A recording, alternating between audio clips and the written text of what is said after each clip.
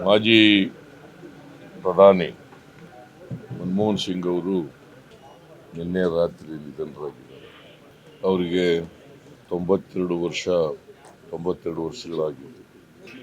ಅವರು ಒಂದು ರೀತಿಯಲ್ಲಿ ಅವರ ಬದುಕನ್ನು ನೋಡಿದಾಗ ಅವರು ಒಂದು ರೀತಿ ಪವಾಡ ಆದ ರೀತಿಯಲ್ಲಿ ಅವರ ಬದುಕನ್ನು ನೋಡಲಿಕ್ಕೆ ಸಾಧ್ಯ.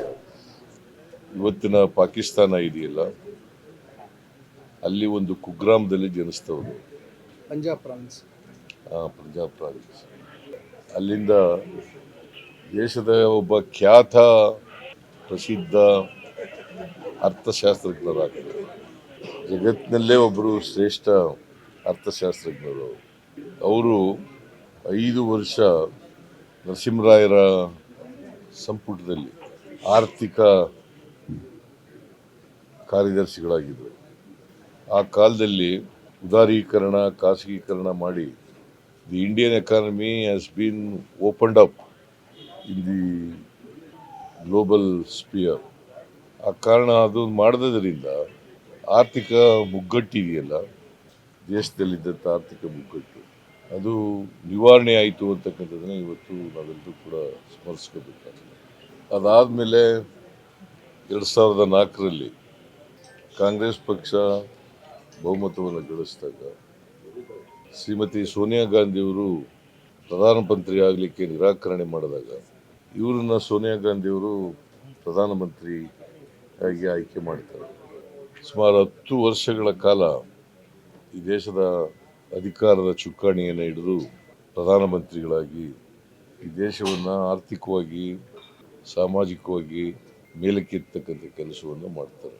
ಬಹುಶಃ ದೇಶ ಕಂಡಂಥ ಪ್ರಾಮಾಣಿಕ ಪ್ರಧಾನಮಂತ್ರಿಗಳಲ್ಲಿ ಇವರು ಕೂಡ ಒಬ್ಬರು. ರಾಜಕಾರಣದಲ್ಲಿ ಪ್ರಾಮಾಣಿಕತೆಯನ್ನು ಕಾಣ್ತಕ್ಕಂಥದ್ದು ಕಷ್ಟ. ಆದರೆ ಇವರು 10 ವರ್ಷಗಳ ಕಾಲ ಪ್ರಧಾನಮಂತ್ರಿ ಆಗಿದ್ದರೂ ಕೂಡ ಅತ್ಯಂತ ಪ್ರಾಮಾಣಿಕರಾಗಿ ಕೆಲಸ ಮಾಡಿದ್ದಾರೆ. ದೇಶದ ಆರ್ಥಿಕತೆ ಮೇಲೆ ಒಂದು ದೊಡ್ಡ ಇಂಪ್ರಿಂಟನ್ನು ಬಿಟ್ಟೋಗಿದ್ದಾರೆ. ಇವತ್ತು ಅವರ ಬದುಕು ಮತ್ತು ಅವರ ಆರ್ಥಿಕವಾಗಿ ಮಾಡದಂಥ ಕೆಲಸಗಳು ನಮ್ಮೆಲ್ಲರಿಗೂ ಕೂಡ ಪ್ರೇರಣೆ ಮತ್ತು ಸ್ಫೂರ್ತಿ. ಯಾವತ್ತೂ ಕೂಡ ಪ್ರಧಾನಮಂತ್ರಿ ಆಗಿದ್ದೀನಿ ಅಂತೇಳಿ ಅವರು ಅಧಿಕಾರದ ಮದದಿಂದ ಇದ್ದವರಲ್ಲ. ಅತ್ಯಂತ ಸರಳ, ಸಂಭಾವಿತ ಮತ್ತು ಪ್ರಾಮಾಣಿಕ ರಾಜಕಾರಣಿ. The most respected man. ಒಂದು ರೀತಿ ಗೌರವ, ರಾಜಕೀಯದಲ್ಲಿ ಗೌರವದಿಂದ ಬದುಕಂಥ ವ್ಯಕ್ತಿ. ಅಂಥ ವ್ಯಕ್ತಿ ಇವತ್ತು ನಮ್ಮನ್ನು ಅಗಲಿದ್ದಾರೆ. ಅವರ ಸಾವಿನಿಂದ ಭಾರತ ದೇಶಕ್ಕೆ ದೊಡ್ಡ ನಷ್ಟ ಆಗಿದೆ. ಅವರ ಸಾವಿನ ದುಃಖವನ್ನು ಭರಿಸ್ತಕ್ಕಂಥ ಶಕ್ತಿ ಕೊಡಲಿ ಅಂತೇಳಿ ಅವರ ಕುಟುಂಬ ವರ್ಗದವರಿಗೆ ಪ್ರಾರ್ಥನೆ ಮಾಡ್ತೇನೆ. ಮತ್ತು ಅವರ ಎಲ್ಲ ಸ್ನೇಹಿತರು, ಅಭಿಮಾನಿಗಳು ಅವರೆಲ್ಲರಿಗೂ ಕೂಡ ಸಾವಿನ ದುಃಖವನ್ನು ಭರಿಸ್ತಕ್ಕಂಥ ಶಕ್ತಿ ಕೊಡಲಿ ಅಂತೇಳಿ ಪ್ರಾರ್ಥನೆ. ನೋಡಿಯಪ್ಪ, ಅನ್ನಭಾಗ್ಯ ಕಾರ್ಯಕ್ರಮ ತಗೊಬಂದವರು Narendra Modi. Food security act, Manmohan Singh ಅವರು. ಫುಡ್ ಸೆಕ್ಯೂರಿಟಿ ಆ್ಯಕ್ಟ್ ಅದನ್ನು ಜಾರಿಗೆ ತಗೊಬಂದವರು, ಅದನ್ನು ಜಾರಿ ಮಾಡಿದವರು ಮನಮೋಹನ್ ಸಿಂಗ್ ಅವರು. ಯಾಕಂತಂದರೆ ಈ ದೇಶದಲ್ಲಿ ಬಡತನ ಇದೆ. ಅದರಿಂದ ಎಲ್ರಿಗೂ ಕಡಿಮೆ ದರದಲ್ಲಿ ಆಹಾರ ಸಿಕ್ಕಬೇಕು ಅಂತೇಳಿ, 3 ರೂಪಾಯಿಗೆ ಸಿಕ್ಕಬೇಕು ಅಂತೇಳಿ ಇಡೀ ಬಡವರು, ದೇಶದ ಬಡವರು 3 ರೂಪಾಯಿಗೆ ಸಿಕ್ಕಬೇಕು ಅಂತೇಳಿ ಕಾನೂನು ಮಾಡಿದವರು. ಅದಕ್ಕೆ ಮೊದಲು ಈ ಕಾನೂನು ಇರಲಿಲ್ಲ. ನಾವು ಅವರು ಕಾನೂನು ಮಾಡಿದ ಮೇಲೆ ನಾನು 1 ರೂಪಾಯಿಗೆ ಅಕ್ಕಿ ಕೊಡ್ತಕ್ಕಂಥ ಕಾನೂನನ್ನು ಮಾಡಿದ್ದೆ.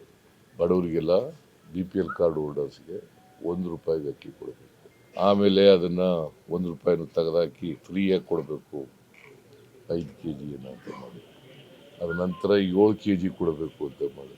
ಇವತ್ತು ಏನು ಮನಮೋಹನ್ ಸಿಂಗ್ರವರು, ನರೇಂದ್ರ ಮೋದಿಯವರು ಆಹಾರ ಕೊಡ್ತಾ ಇದ್ದಾರೆ, 5 kg ಅಕ್ಕಿಯನ್ನು ಕೊಡ್ತಾ ಇದ್ದಾರಲ್ಲ, ಅದು ಕೊಡಲಿಕ್ಕೆ ಕಾರಣಕರ್ತರು ಮನಮೋಹನ್ ಸಿಂಗ್. ನಾನು ಕೊಡಲಿಕ್ಕೆ ಕಾರಣಕರ್ತರು Manmohan Singh. Food security act ಇಲ್ಲದೆ ಕೊಡಲಿಕ್ಕೆ. ಸೊ ಅವರು ಈ ದೇಶದ ಬಡವರು, ನಿರುದ್ಯೋಗಿಗಳು ಅವರನ್ನು ಗಮನದಲ್ಲಿಟ್ಟುಕೊಂಡು ಅವರ 10 ವರ್ಷಗಳ ಅವಧಿಯಲ್ಲಿ ಕಾರ್ಯಕ್ರಮವನ್ನು ರೂಪಿಸಿದ್ರು. ಸರ್, ನಿಮ್ಮ ಮತ್ತು ಅವರ ನಡುವಿನ ಒಡನಾಟ ಹೇಗಿತ್ತು ಸರ್ ವೈಯಕ್ತಿಕ? ಚೆನ್ನಾಗಿತ್ತು. ಅವರು ಪ್ರಧಾನಮಂತ್ರಿ ಆಗಿದ್ದಾಗ ಒಂದು 2-3 ಸಾರಿ ಭೇಟಿ ಮಾಡಿದ್ದೆ. ಆಮೇಲೆ ನಾನು ಮುಖ್ಯಮಂತ್ರಿ ಆದಾಗಲೂ ಕೂಡ ಅವ್ರು ಪ್ರಧಾನಮಂತ್ರಿ ಆಗಿದ್ದರು. ಯಾಕಂದರೆ ನಾನು 2013ರಲ್ಲಿ ಮುಖ್ಯಮಂತ್ರಿ ಆದೆ. ಅವರು 2014ವರೆಗೂ ಪ್ರಧಾನಮಂತ್ರಿ ಆಗಿದ್ದರು. ಅವರು 2004ರಲ್ಲಿ ಪ್ರಧಾನಮಂತ್ರಿ ಆಗಿದ್ದರು. ಆಮೇಲೆ ಪ್ರಧಾನಮಂತ್ರಿ ಸ್ಥಾನ ಹೋದ ಮೇಲೂ ಕೂಡ ನಾನು ಬೆಂಗಳೂರಿಗೆ ಕರೆಸಿದ್ದೆ ಅವರು. ಬೆಂಗಳೂರಿನಲ್ಲಿ ಕರ್ನಾಟಕದ ಆರ್ಥಿಕತೆ ಬಗ್ಗೆ ಮಾತಾಡಿದ್ದರು. ಕೋರ್ಸ್ ಕರ್ನಾಟಕದ ಆಗ 2013ರಿಂದ 2018ರವರೆಗೆ ಅವರು ಕರ್ನಾಟಕದ ಆರ್ಥಿಕತೆ ಚೆನ್ನಾಗಿದೆ ಅಂತೇಳಿ ಭಾಷಣ ಮಾಡಿದರು. ಒಬ್ಬ ಆರ್ಥಿಕ ತಜ್ಞ, ಶ್ರೇಷ್ಠ ಆರ್ಥಿಕ ತಜ್ಞ, ಕರ್ನಾಟಕದ ಆರ್ಥಿಕತೆ ಚೆನ್ನಾಗಿದೆ, ಅವ್ರ ಕಾರ್ಯಕ್ರಮಗಳು ಚೆನ್ನಾಗಿವೆ ರಾಜ್ಯ ಸರ್ಕಾರದ್ದು ಅಂತೇಳಿ ಅವತ್ತು ಅವ್ರ ಭಾಷಣದಲ್ಲಿ ಹೇಳಿದರು. ಲೇಟೆಸ್ಟ್ ಹಾಗೂ ಇಂಟ್ರೆಸ್ಟಿಂಗ್ ಸುದ್ದಿಗಳಿಗಾಗಿ ಬಾಸ್ ಟಿವಿ ಕನ್ನಡ ಚಾನೆಲ್ನ ಸಬ್ಸ್ಕ್ರೈಬ್ ಮಾಡಿ. ಹಾಗೆಯೇ ಬೆಲ್ ಐಕಾನ್ ಪ್ರೆಸ್ ಮಾಡಿ. ಇದರ ಜೊತೆಗೆ ಫೇಸ್ಬುಕ್, ಇನ್ಸ್ಟಾಗ್ರಾಮ್, ಎಕ್ಸ್ನಲ್ಲೂ ಮಿಸ್ ಮಾಡದೆ ಫಾಲೋ ಮಾಡಿ.